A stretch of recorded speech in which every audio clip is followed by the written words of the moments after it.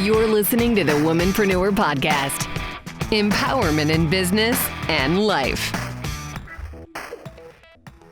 Welcome to the Womanpreneur podcast. I'm Amanda McEwen, and this is the lovely Melissa Moats. Hello. And I'm actually going to read an official introduction today because I'm so excited about our special guest that we have on. So here it comes, my professional intro. Our guest today is a lifelong Las Vegan, and she's been changing lives in Las Vegas for over 30 years. She's known as the Zen Speaker, a public speaking coach to many.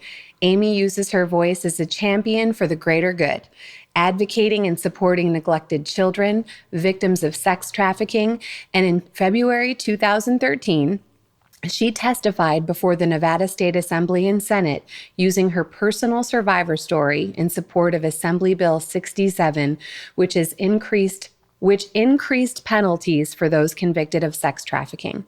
Helping people get to the heart of their own personal stories and then guiding them and shaping those stories through the art of public speaking is just one of Amy's many gifts. It gives us great pleasure to welcome one of the most courageous women I know to our podcast, my dear friend and mentor, Amy Ayoub. Hi, Amy. That was our applause. Yes. We'll put that in there. Sound effects, the whole bit. Yes. Love it. How are you? Dandy. Yeah. Thank you for being here with us today. And Thank you. We talked a little bit before having you as a guest on about what kind of a theme that we wanted to do today. And you said a word just kind of rang through for you. And what was that word? Courage. Courage. Yeah. So I think we're going to spend some time visiting courage and what courage means to you, what it means to each of us, and just kind of go with it. What do you think? I love it. And the reason I thought of that, there's lots of reasons, but one reason that came up for me is it's a word that I've changed how I feel about it. That years ago, before I spoke up and testified, there's a lot of things that I separate before testimony and after testimony because it changed me so much. And before that, I wasn't comfortable with the word brave or courageous. So people would often use that. We use it with each other, right? They would say, oh, you're so courageous to start your own business. You're so courageous to take that leadership role. Yeah. I'm afraid to speak and you're getting up to speak. Mm-hmm. You're so courageous. And I would always feel like a fraud and hear the words in my head, if they only knew, because I was carrying something that was shameful to me. And I've learned that I wasn't alone, that most people have something. And it doesn't have to be dramatic. It doesn't have to be something that you would testify for, but it's something personally that you feel shame about. And it changes how we move in the world. Mm-hmm. And so since then, when I testified and people said I was courageous, I could say in my head, like, damn right.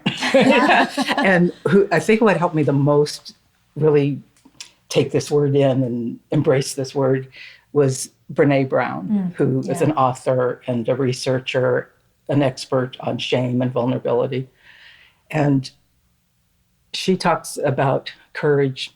First of all, she explained, which I hadn't known before, that it's from a Latin word meaning cor, which means heart.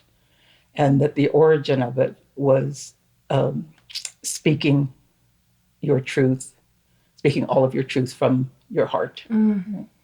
So when most of us think of the word courageous now, it's very dramatic. It's saving a life. Mm-hmm. You're running into a building that's on fire or saving somebody that's drowning. That's what's brave and courageous. When we have that everyday courage. And what she says is that dramatic definition of it doesn't recognize the inner strength and the level of commitment it takes to speak about ourselves honestly and about our experiences. Yeah. And that's really everyday courage. Yeah. So when it really has changed my coaching, even because I want people to be able to feel that for themselves, because I know from a personal experience that 1,000 people could tell me I'm courageous, but until I feel that I did something, right? We know it. We need to feel it. Yeah. And when we're speaking and telling a story in a way that we're still protecting ourselves, right? That it doesn't feel good. Yeah. It's a whole different feeling. Just freeing to just let it all hang out, whatever it is that you need to say or to share for yourself and for others. I always think that the most courageous people are the ones who are vulnerable. Because vulnerability to me is the hardest thing in the world. I want to portray the best side of me to everyone, and I deal with all the other things internally. But then I see people who I consider brave. They share their stories, and people really relate to that. And that's, the thing that I think we need to remember is that we all have a lot of internal mess going on, but so does everybody else. And sometimes it takes one person to speak out about something, and then somebody else connects, and it helps open up this whole new world for a lot of different people. Right. But it's still ridiculously scary to share your yourself, like your real true self, with people. It's very scary. Yeah, I don't think there is courage without vulnerability. Right. That is courage. Absolutely. Would you mind sharing what you sent to us? It's a little bit of what I said, but I'll read Brene Brown's. I'd love to hear it. So this is Brene Brown's bit on courage connected to the heart. Courage is a heart word. The root of the word courage is cor, the Latin word for heart. In one of its earliest forms, the word courage meant to speak one's mind by telling all of one's heart. I just love that definition. To speak one's mind by telling all of one's heart. Over time, this definition has changed, and today we typically associate courage with heroic and brave deeds. But in my opinion, Brené's opinion, this definition fails to recognize that inner strength and level of commitment required for us to actually speak honestly and openly about who we are and about our experiences, good and bad. Speaking from our hearts is what I think of as ordinary courage. I love that. I have nothing to add to that. Right. It's Mic drop. There's times it makes me think of this time that I was with a friend and his friend who I also knew, but not as well. And we were in a restaurant, and he made a racist comment about a server. And I said, you can't say that. Don't say that. And he's told, like a lot of people in that situation they say something else again. They, but I'm just being funny. And it's like, no, it's not funny. It says so much about you, and so much about you that I don't want to give any of my energy to you or spend any of my time with you. And so I'm leaving. Goodbye to my friend. And I walked away, and his mouth was actually open. And my friend said, I knew that wasn't going to be good. So he said something, but I was like, that was amazing to watch. And I thought, I don't remember doing that so overtly before. Right. What I would normally do is make an exit or just never talk to that person again, or talk about that person, how terrible they were, and not say something. And it's those times that we can speak up, not screaming, not yelling, not just, that's not okay. Right. Not acceptable. And it's if you think about moments like that, I think everybody, I didn't have those moments before, like I said, but when you have those moments, and I think it happens a lot maybe with our family, where we wouldn't stick up for ourselves. Right. But if somebody said something about our family or somebody else we loved, we would. When we learn to make ourselves that important and then speak up for ourselves. I knew I liked you. I know I just met you, but I tell people that all the time. There's so many people, and being loving and caring, that's not a bad thing at all. But if you do that for everybody else, who's doing it for you? Right. And a lot of people have the hardest time being kind to themselves. And I guess that does take a level of courage to stand up. I mean, sometimes we have to cut people out of our lives, that we care about and we love them, but they're not the right energy for us. And it's, they're going to bring us down somehow, and we're probably not the right people for them either.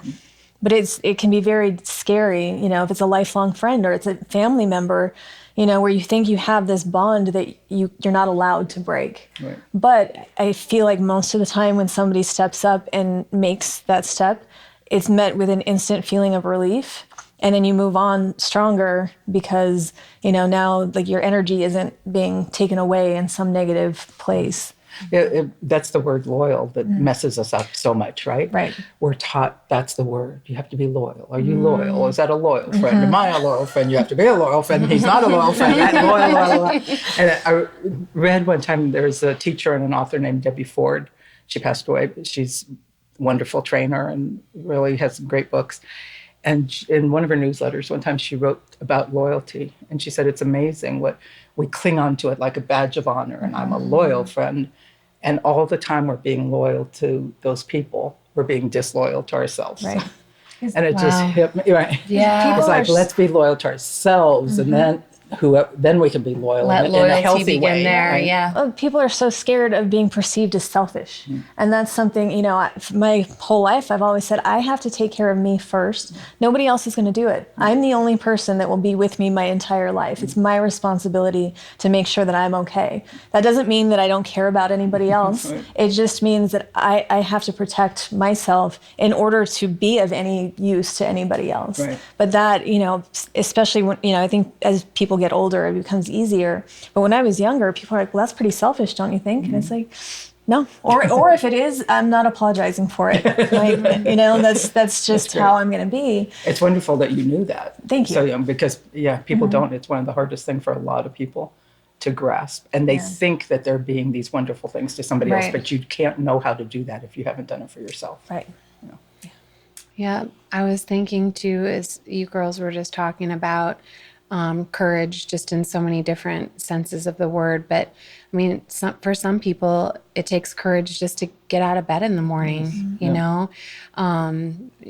just overcoming grief or dealing with depression or, there's so many different things. And another thing that popped into my head when you were talking was the song by John Mayer, Say What You Need to Say, say what you need to say.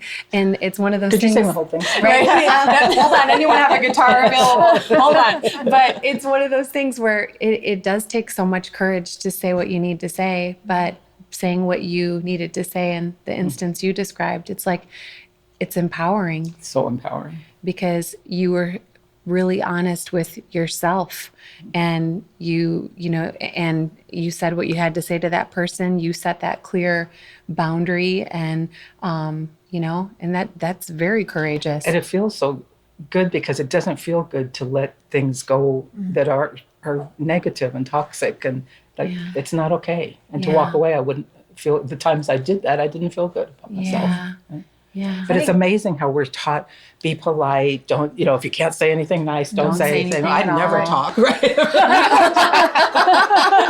It'd be hard to critique, but no.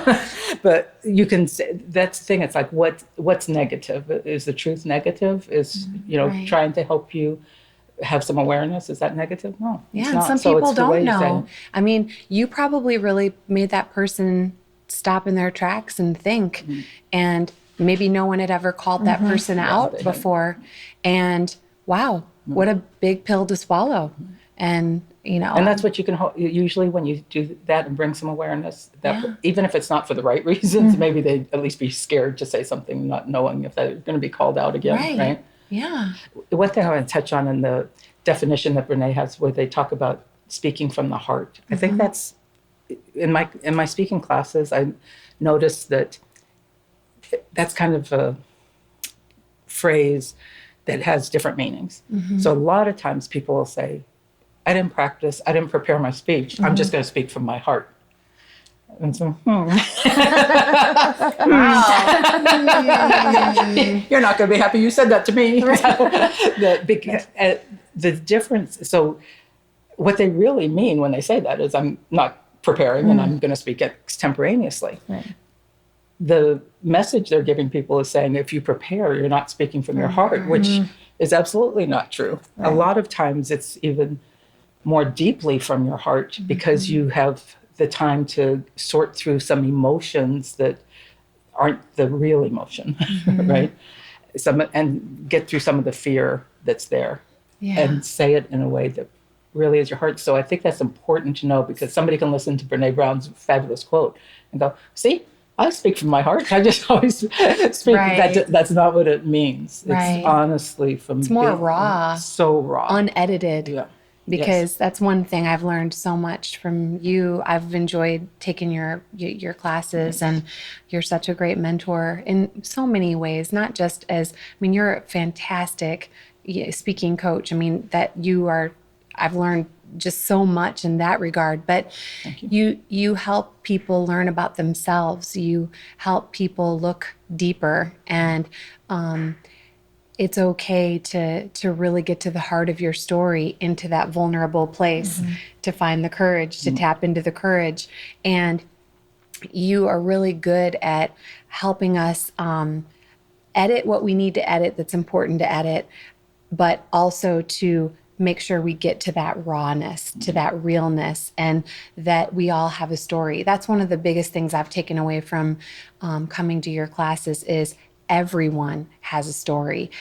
Everyone has stories, many of them, and that everyone learns from other people's experiences and journeys and mistakes and fears and, accomplishments and everything in between. And just sitting and listening to so many people tap into their stories, but your superpower of helping them pull their truth out and not to be afraid of their truth is what I love to watch. There's so much magic that you work, and you're welcome. And I love it. And it's just beautiful to watch. And I think knowing what it did for me in different stages in my life, but certainly at that testimony and since then, to be able to speak about something that I thought was going to ruin my life. People found out that I had been trafficked, and I didn't have those words for it at that time. It sounds a lot better.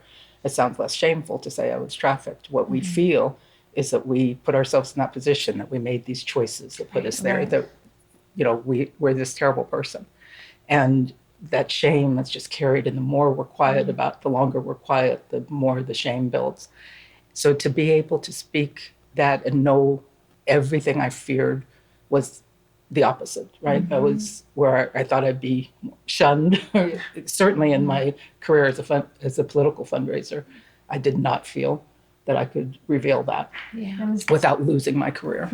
Was there a moment where it kind of clicked in you? Like, how did you find the courage to speak out about that, to kind of say, I feel shame about this, but I need to be vocal. I need to share my story. A couple steps. I was diagnosed with breast cancer in 2007, and I knew at that time, instead of thinking of the physical parts of it, and they got it early, and I had a lumpectomy, so I was lucky that way. But even before I knew that was going to happen, it hit me more. Instead of physically, it hit me spiritually and emotionally. And I thought, of course I have cancer, because I'm this horrible person. And I free wrote. I talk about this in the documentary, right? I was doing some free writing, and it just came out, they're going to open me up, and it's going to be pure black inside, and it's all going to be cancer, and because I'm horrible, horrible, horrible, right? And then, so I knew I would have to get this out, but I had that's all I thought, right? So a therapist suggested that I just start writing, because I had never told, even the people that did know that part of my life, I'd never told them the bad part. I just made them feel like it was okay, it was my choice. Right? Just kind of brushed it off. Took the responsibility. We do that, right? It's a survivor technique, I guess. Right. And just buried all the negative about it. And so I started writing those stories of some of the violence and everything that I had not thought of even for all those years. So that was a step. And then in 2008, I read a story about a girl whose pimp killed her. And she was 17, which is the age I was at when I got into that life. And I honestly felt like I was reading about myself. Like one little thing go different, that would have been me. Why wasn't it? And the guilt came over me. Could I save those kind of people by speaking up? Those other victims, could I have saved her? Which is a crazy, like when the ego gets crazy, I could save the world. But it goes extreme the other way, but it just moved me. I knew I had to do something and speak up. But it was from guilt. Right. It still took me 4 years. So that was 2008. I spoke a little bit about it at Caliani Youth Center, which is the detention center in Caliani, Nevada, for juveniles. And I had graduated from there. I had been in that facility, and they asked me to speak at a anniversary celebration they had, not knowing that part of my story. So I did touch on it at that. And then right after that is when I shared my story with the Attorney General at the time, who was my friend, Catherine Cortez Masto, because I knew she had this bill that she was trying to get passed. And I had felt guilty hearing her talk about that and not stepping up. So then I said, if I can help in any way, talk to any of the legislators or anything, I would do that.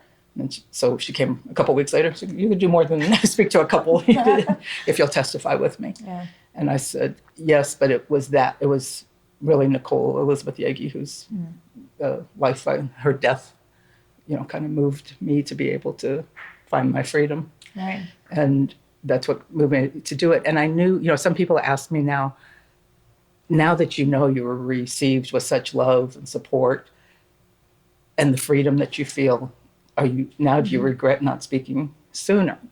But I don't, because I knew at that moment that was that's why I had waited. Yeah. The fact that I had built a life that included political campaigns and political fundraising, that I knew those people, that I had worked on a lot of their campaigns.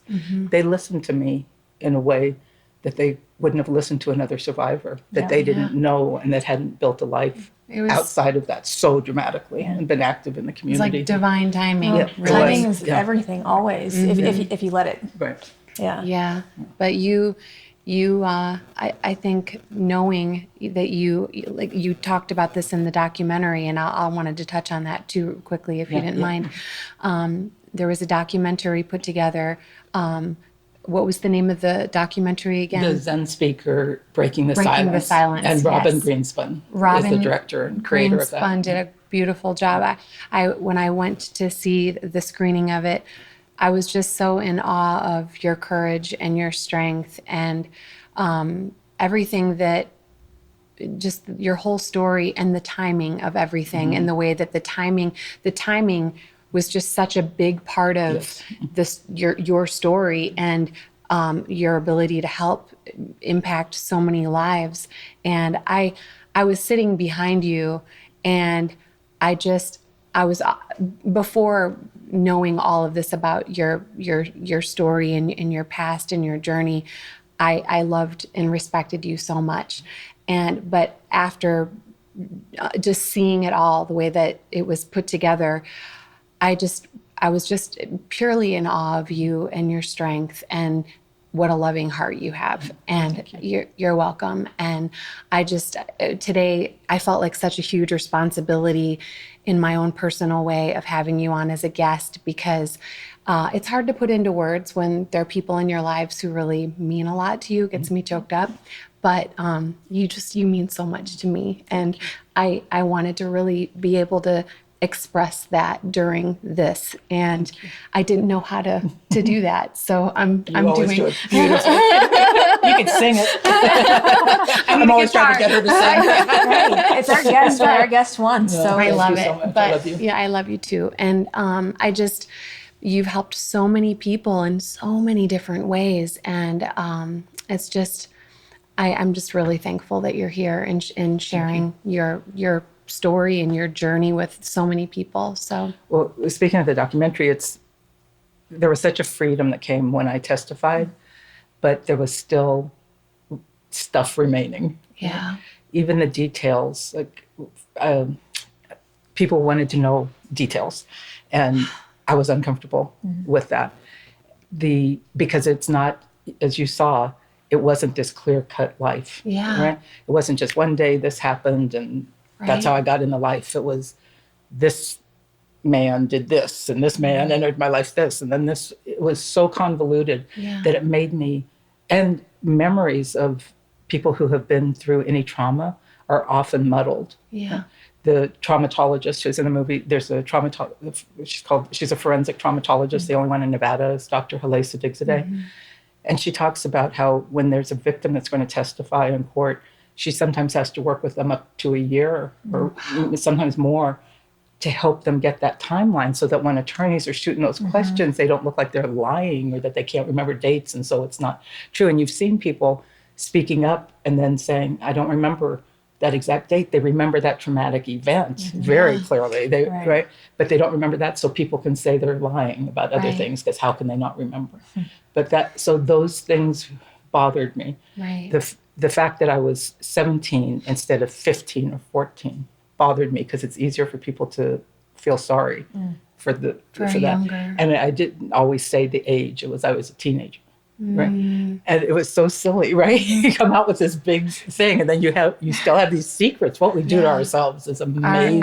Our inner narrative. Yeah. So through this documentary, I was able to just go through those very laboriously, right? I mean, there were days of interviews that Robin conducted with me to go through that. And then she patched it together and had to come back and ask me some questions that we figured out how she could help explain that timeline. Sure. But it wasn't all on me. And so all the, those things have just been, there's a level of freedom that I don't know. I don't think there's anything left. It's like, anything else to confess here? I don't think so. I hope not. But, part 2, breaking the silence again. But it's amazing because it was like a spiritual journey to go through this documentary experience. It was nothing I had thought of doing or anything. And if anybody other than Robin had asked me to do it, I would have said no, because I've seen a lot of the documentaries people have done and they're there. That's the same, there's nothing new in that area as far as I'm concerned that I could add. And it's not the only part of my life. Right? So her whole view of it and being interested in telling my life story, and she was most interested in what I was doing now. Needed to explain that part to explain everything in my life and to explain the power of it. But I knew that she was honestly more interested in now, and that made all the difference of me saying yes. And so I got to sit back, trust somebody, right? And that's not often. And it's probably a big deal. Big deal. But yeah, I could trust her, and then I didn't even ask her. I didn't know till the end. Even I had no idea what it was going to look like. What it like. I kept saying, "Who cares? Like, what's the point of this?" She's stick around. So she had this vision, but for me, it's little things, right? That a documentary meant people were going to see me on screen all the time. And so I kept putting off when I had her interview other people. I'd come up with other people, more people. No, you need to, because I was sure I was going to lose 100 pounds before I got on film, right? So I started gaining weight from the stress. I thought I better do this now. And so I had to let go of that, and which was a huge thing for me to let go. It's like, this is me. They know what people looking, that's what it is. And those things that we stop and stop ourselves from experiences because of our self-criticism. The other thing was being a speaking coach often would almost paralyze me because I have to do this perfectly is what I thought. So that first started when I testified. It's like, I'm going to tell this huge, shameful secret in front of the legislature, and I have to do it perfectly and articulate, right? Which is what people in my class do that I tell them not to do. So I felt so sorry for my students during that time. I really connected with my students because everything they say that I just don't say that, I was saying. It's always hardest to follow your own advice. Yeah, exactly. You can tell somebody else what they need to do, but when we teach what we most need to learn. And so to be able to do that, if you see my testimony, I'm everything but articulate, right? The emotion was there, the fear was palpable, and it was okay. And that's what I did with the documentary. There was never a time I asked her not to put something, or can I do that over? There were times she might ask me to retell a story to make it more concise, or something like that, but there was none of that, so it was raw. And that's when we can get there. And that's what I want for my students, when it's okay, whatever your truth is what is going to help us tap into ours. And we put so much pressure on ourselves. Like, even just listening to you, like, you know what you're able to teach your students about doing. But then when it's us, it's, even us with this podcast or anything that's out of our comfort zone, there's a lot of internal dialogue going on there saying, that's, suddenly you're concerned about what other people think. When you're like, don't worry about what other people think, but that's all you care about inside. And it's one of those things that it's accepting everything that's happened. And I always say, I wouldn't be where I am today had I not gone through X, Y, and Z. So same as you, I don't regret anything because it's all about timing, but it's also being open to learning the lesson from those hardships as you go, instead of just repressing it and just saying, oh, this thing happened to me and now I'm going to be a victim forever. And a lot of people really struggle to get out of that place and to find the courage to, turn that negative experience into something that either, helps yourself or helps other people, especially. I just really admire that you were able to find that.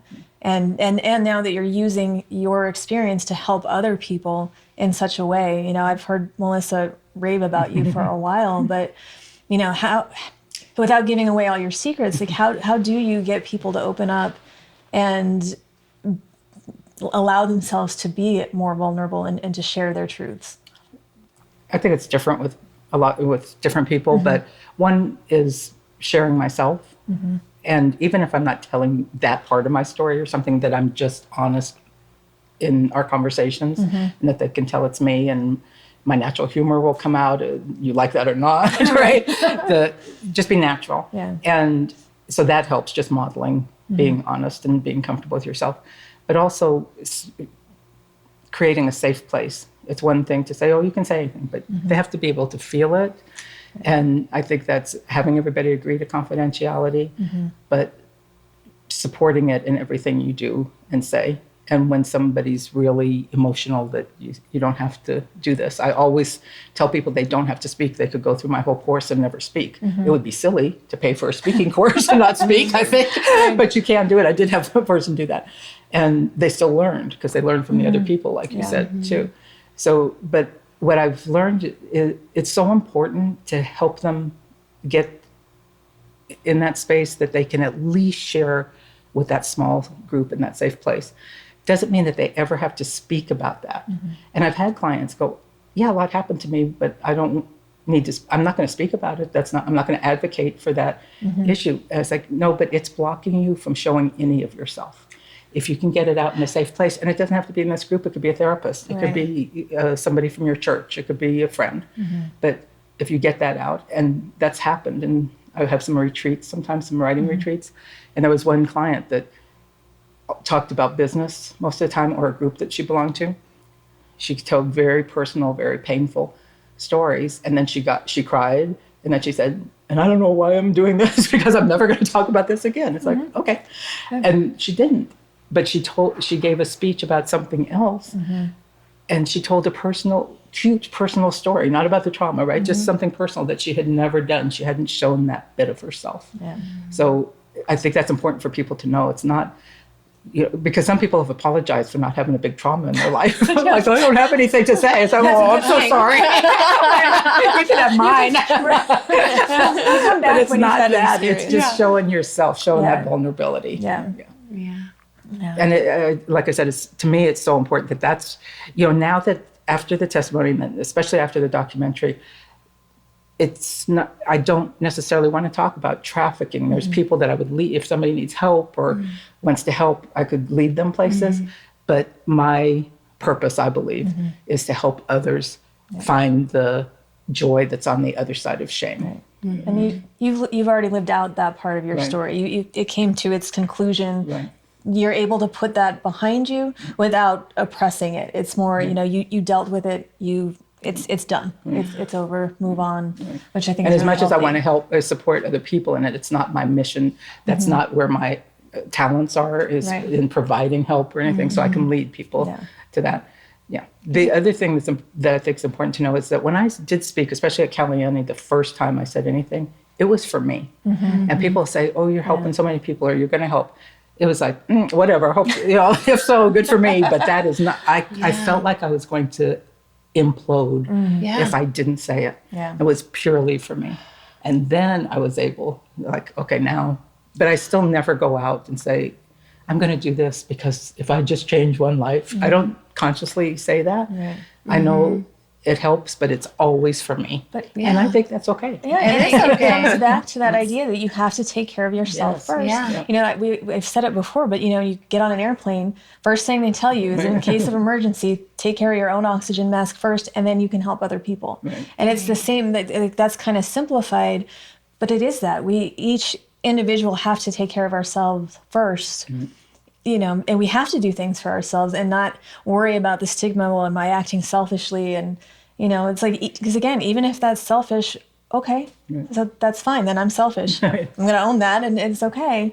After I testified, I had so many messages from people telling me for the first time, revealing to me for the first time that they had been in that life, or that they had had a situation like that. Right. So that tells me that by sharing our story, it helps others share theirs. By getting rid of some of our shame, it gives somebody else the permission to get rid of theirs. It just allows them. That it's funny how it happens, but it does happen. And being selfish, I put that in air quotes, but being selfish allows you to be selfless, because you're now taken care of, but that does help other people. And there's so many ways that you can inspire other people, but again, sometimes it's just one person that might connect with something that you said, and they think, I've been through that too. Okay, I can be okay. I can move on from this, or whatever lesson has to come from it. Well, we say be authentic, right? But very few people know what the authentic them is. Right. It takes a lot of work to find that, because we wear so many masks for so many reasons. We go, I am being authentic. I'm telling it like it is. And it's like, no, you're putting up a lot of shields. Right. You're really angry because you're so afraid, and you're trying to cover that up. Right. So it's hard to know that if you don't take the time and put the effort in, what is your heart saying? I always say, and it's not always the easiest, and some people don't agree, but I think you have to spend a lot of time alone to figure out who you are, and it doesn't mean that you have to isolate yourself and not have people in your life, but a lot of people look to others to fill whatever need they have, instead of thinking, okay, well, is this something that is really true to me? Or, is society telling me I need this, or media, or, is my friend telling me, that this choice is not right? But, when you know yourself really well, and I do a lot of self-reflection. It's just my nature as an introvert, and I do spend a lot of time alone, but that has helped me really nail down who I am. So I know really quickly, not all the time, it's never a perfect science, but I'm able to tell quickly, this is not right for me, or maybe this is just out of my comfort zone, so I'm a little not sure, but I'm going to keep pushing because I feel like, I'm challenging myself over here. But, a lot of times I just see people that are, they look for that validation in everywhere except for within. And I don't know how to, why that happens, and why it's been easier for me maybe in some points, but. Well, for an extrovert's, like you said, introvert, it's easier to be alone. But so for extroverts like me, it could be harder at first if you have to know, do I want this badly enough, right? To learn meditation. And for me, I even started with guided meditations. And I think that's for anybody that says they can't meditate, or I can't be still that long. It's like, no, you're running from something. You don't want to hear what that voice is. But use guided meditations, and it's more active. Right? I'm always thinking about food whenever I try it. It always comes back to a sandwich or some random thing. It's like, okay, focus, you could do it. So great. No, it's great to take time to get quiet with yourself and to just really see what opens up, see what comes. But it's usually amazing that it's different. That I'm going to do this and that, and then you just get quiet. I don't have to make that call. Exactly. Maybe I don't have to have that fight, right? Yeah. Sometimes just taking that moment really, really helps a lot too. Oh, it is. I was going to say too, one of the things that I love when I'm studying with you is you're just a really great listener. It's one of those things where you're really listening, and you make really good points and ask really good questions when someone's developing, a speech or preparing a story they want to tell.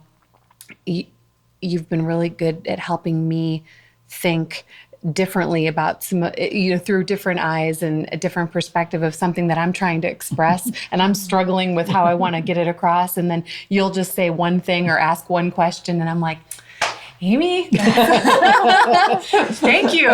So I was going to ask, what's next on your agenda of Amy Awesomeness? What are you up to? Well, it's funny you mention that, because I'm just starting to put together a workshop on listening. Really?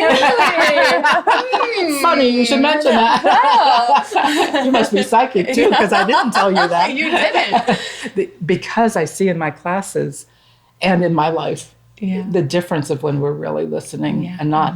And as a coach, I do that. And I recognize that I have that ability to do that. I don't always do that in life. And I'm like a lot of people who were listening just to talk. So I'm just going to wait till Amanda shuts up so I could say, me too. I did that too. I did it twice. Never gonna shut up. Yeah, exactly. I gotta let you in. Yes. And when I talk to people about that, they go, yeah, but I want to let them know that I feel them, that I know Really? the experience. It's like, really? Yeah. Because it sounded like you took over the whole conversation. Right. And that's what happens. And you can honestly see people who are sharing from their heart and that they get interrupted like that. You can see them kind of cave in. Yeah. Because like I finally opened up and they took it away. Yeah. And it's very hard to get worst. back. It's happened from me and it's happened to me. And when it happens, then it's like, they'll go, but you were saying. And it's gone. It's gone. The trust is gone. The feeling Yeah. of sharing is gone. So to learn to listen doesn't mean you can't share that, but they'll know. You don't have to have that same, I know what you feel because it happened to me. No. If you'll really listen, they'll know that you're feeling. They'll know. Absolutely. There's a saying that I don't remember the exact words. I put it on Instagram. It was my first Instagram post the other day. Wow. You're on Instagram now. I'm closer to being in 2019. And that it talks about that listening makes a person feel the same way as love makes them feel. That it's that listening, that being heard and being loved are so alike that they're often indistinguishable. Oh, wow. And when I you love that. And that's really, if you are listened to, somebody hears you, that's what it feels like, that love. Right?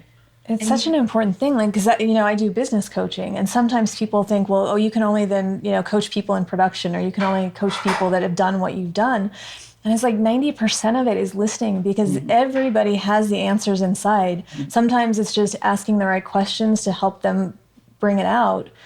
And you have to listen. And I've worked with different coaches, and some of them do what you said. They just start kind of barking ideas, and they're not hearing me. Right. And I think, well, what am I spending all my time and my energy and my money for your help when you're not getting to know who I am? And you're giving advice that's kind of blanket cookie cutter advice that doesn't apply to me. But if you just listen to somebody, they're going to tell you if you pay attention. In my coaching, I feel like I hear what isn't being said. And I feel that's helped me the most when somebody, a coach or a therapist or a friend, has done that for me. Yeah. I'm saying these things because it's the only way I can articulate it right now, or I think that's it's a proper way to say it, or the safe way to say it, or whatever. But that person's listening so much, they go, there's something more, that's not it.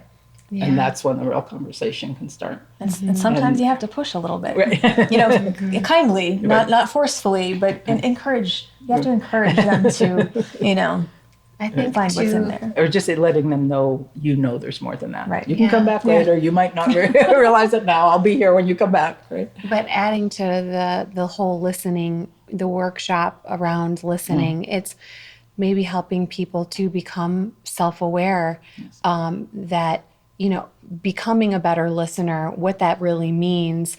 And some people who are guilty of turning, flipping the whole conversation back onto the me too, and I did that too, and the example you gave.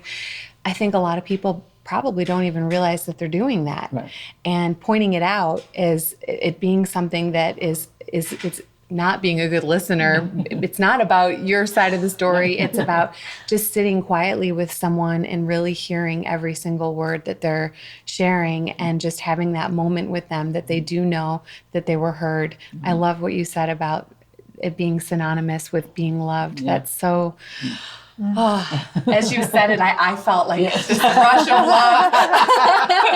I was like, that's so beautiful. And usually people will tell you so much more than they would ever tell somebody else because of that. Because you're listening, you're given that real opportunity to feel that safe space. Yeah. It's a part of communication that we don't stress as much as we're going to just talk about talking. Right. Somebody has to listen. The sender and the receiver equally involved. You know, you have to be a good receiver as much as you are a good communicator, a sender. But it works, because I'm not much of a talker in general, which is, I know, ironic, because we do a podcast now and that's all I do is talk. But it is a trust thing for me. And it's not that I, don't trust anybody and I don't come at people cautiously, but it's kind of like, until you give me that opening to let you know it's okay to share me with you, you're not going to get it. And then if there is somebody, Melissa is a good example, because she listens and she cares and she's very easy to talk to, but there's a trust there. I know that anything I tell her, there's no judgment, and she's just going to be there to be supportive, help if I ask for it, but not giving advice that I didn't ask for, unless, there's just a true friendship there. Respect, that is really rare, because, there's a lot of people have said, like, well, you don't share enough of yourself, and, you're not on social media and you don't do all these things. It's like, you just have to ask me. And that's the thing. Like, if you're so busy talking that you just never ask me any questions about me, of course you're not going to get to know me. And that's okay. Like, I'm still going to listen to you, but I'm a selective sharer.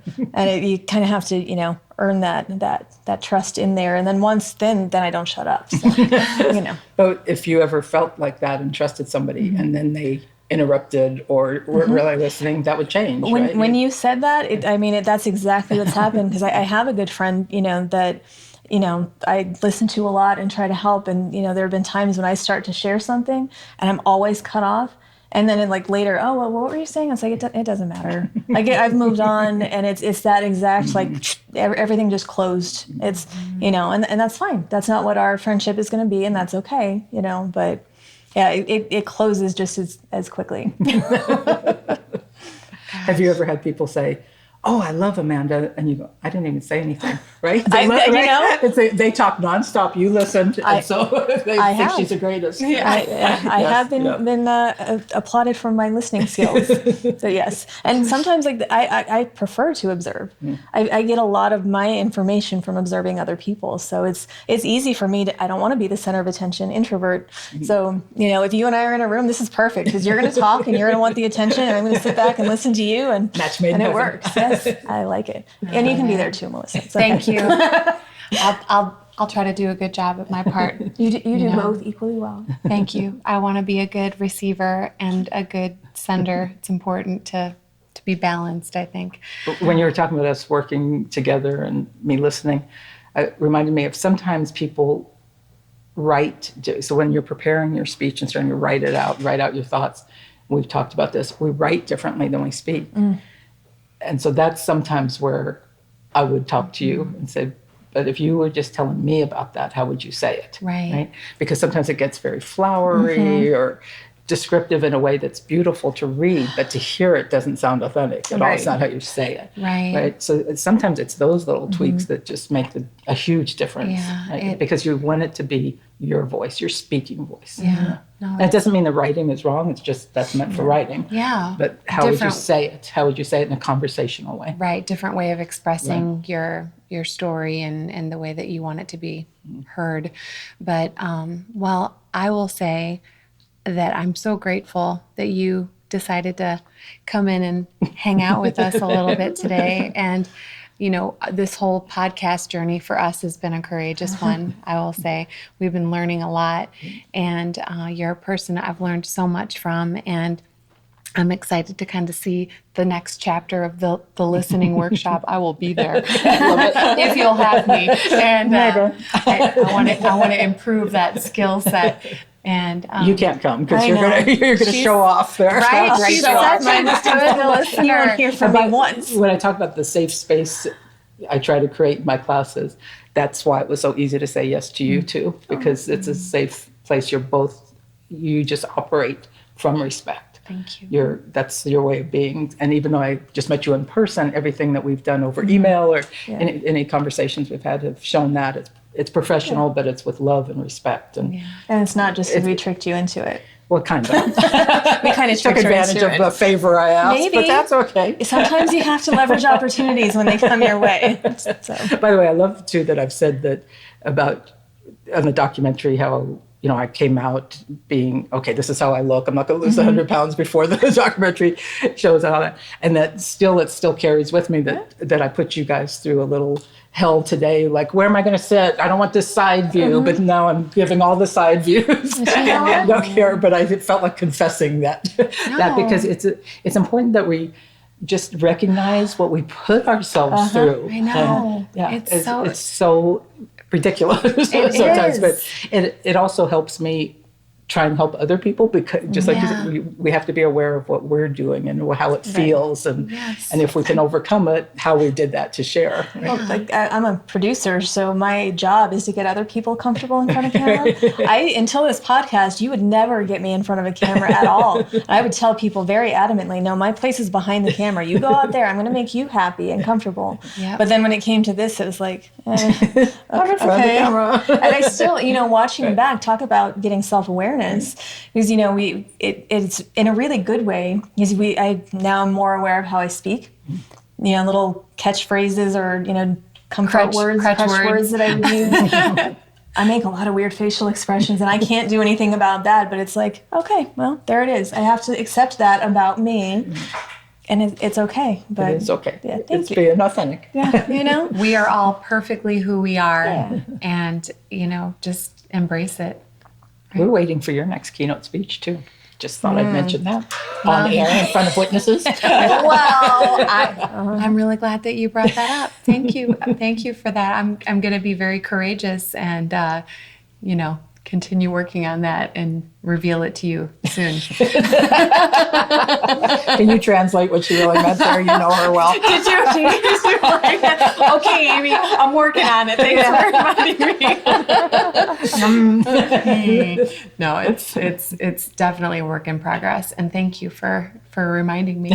You have so much to share that it's always different than how we've heard it before. So I encourage you to continue. And I am receiving that with love. And I am really excited though for my unveiling of what I've been kind of chipping away at behind the scenes. So thanks for being a great mentor to me. I like it when she gets put on the spot. Does mentor mean nag? No, I love it. I do love it. It's funny because I mentor a lot of people in voice acting, and I love a lot of people refer to me as, Mama VO, Mama voiceover, but I have my mama, That's right. My mama Amy. We all have, it's so important to have someone that's always, helping you and guiding you and inspiring you. So, and reminding you how brilliant you are. Well, thank you. Yeah. And your brilliance, thank you for sharing it with us today. I think that was courageous for you to come and join us. But, hopefully some of our listeners and viewers out there are now inspired to, tell their own truths, or what, maybe just take one step towards, being more authentic. And realizing how they are courageous. Right. Yeah. Every day you speak from your heart, you're courageous. Thanks for watching and listening. Thanks for tuning into the Womanpreneur podcast. Until next time, you've got this.